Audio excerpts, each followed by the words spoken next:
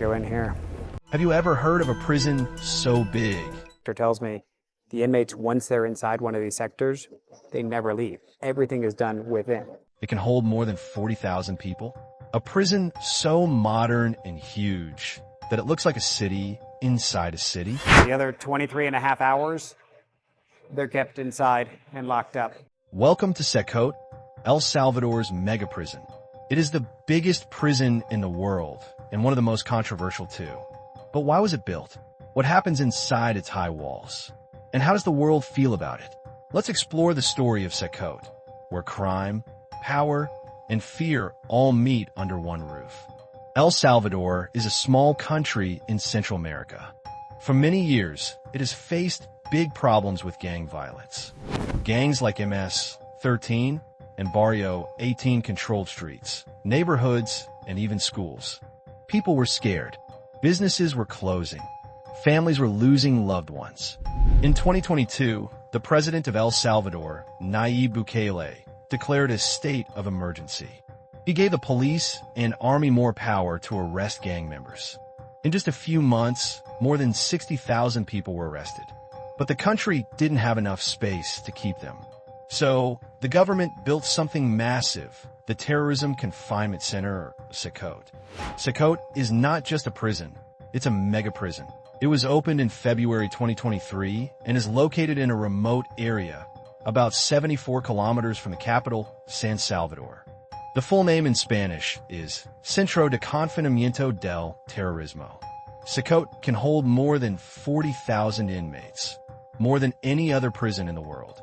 It has 37 guard towers, 8 cell blocks. I've heard about it, that it's a new El Salvador, it looks different. And electric fences that stretch for miles. Everything is under heavy surveillance, cameras, guards, even high-tech scanners. Inside, prisoners sleep in large rooms with no mattresses or blankets.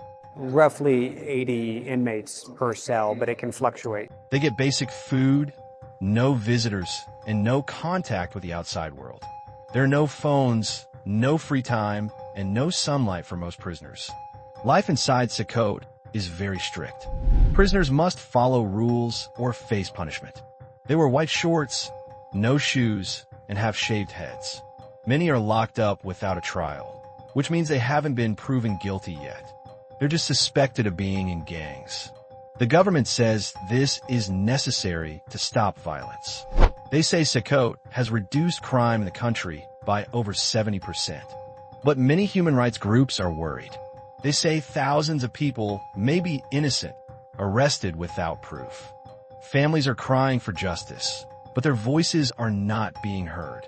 The prison has become a symbol. Some see it as a victory, others as a human rights nightmare. The world is watching CECOT closely. Some leaders say El Salvador is doing what other countries are afraid to do. They say the president is brave and strong. But others believe this is too extreme.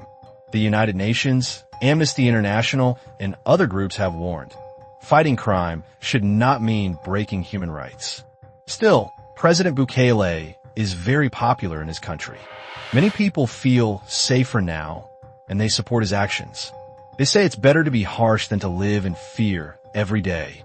So, the debate continues. Is CECOT a solution, or is it a warning for the future? CECOT is more than a prison. It is a sign of how far a country can go to fight crime, and how high the price of safety can be. Some call it the answer to a broken system. Others call it a prison of pain.